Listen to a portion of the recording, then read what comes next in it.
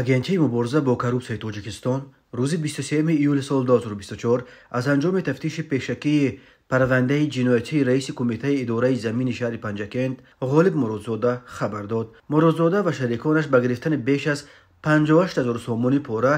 дар эвази ваъдаи ҷудо кардани қитъаҳои замин айбдор мешаванд. хабари боздошти Ғолиб Муродзода ва сардори собиқи идораи давлатии бедошти замин ва обиёрӣ дар дарёи Зарафшон Қурбон Усмоновро аввалин шуда пойгоҳи хабарии Бомдод нашр карда буд. худи Муродзода ё наздиконаш барои шарҳи қазия дастрас нестанд, вале бино ба гузориши маркази матбуоти агентии мубориза бо коррупсия тафтиши пешакии парвандаи ҷиноятӣ нисбат ба раиси кумитаи идораи замини шаҳри Панҷакент Муродзода нишон дод ки номбурда аз 25 июли соли 2023 дар ин вазифа кору фаъолият намуда, ҳамчун шахси мансабдор ба ҳисоб рафта дар давраи фаъолияти корияш бо сӯистифода аз ваколатҳои мансабияш дар давоми солҳои 2023 ва 2024 дар 4 ҳолат аз шаҳрвандон барои омода кардан ва тартиб додани пешниҳод ба унвони раиси шаҳри Панҷакент ва мусоидат намудани ҷиҳати гирифтани қарори раиси шаҳр оид ба ҷудо кардани қитъаи замин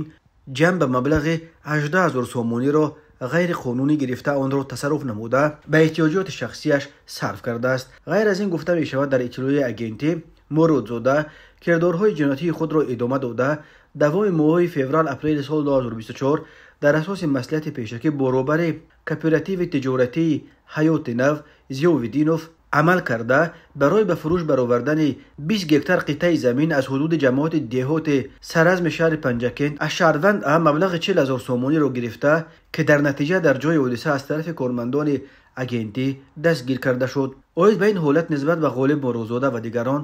бар асоси моддаҳои 247 қисми 2, 314 қисми 1 ва 319 қисми 1 Кодекси ҷиноятии ҷумҳурии Тоҷикистон бо иттиҳоми қаллобӣ, сӯистифода аз мансаб ва гирифтани пора аз ҷониби мансабдор парвандаи ҷиноятӣ оғоз гардида,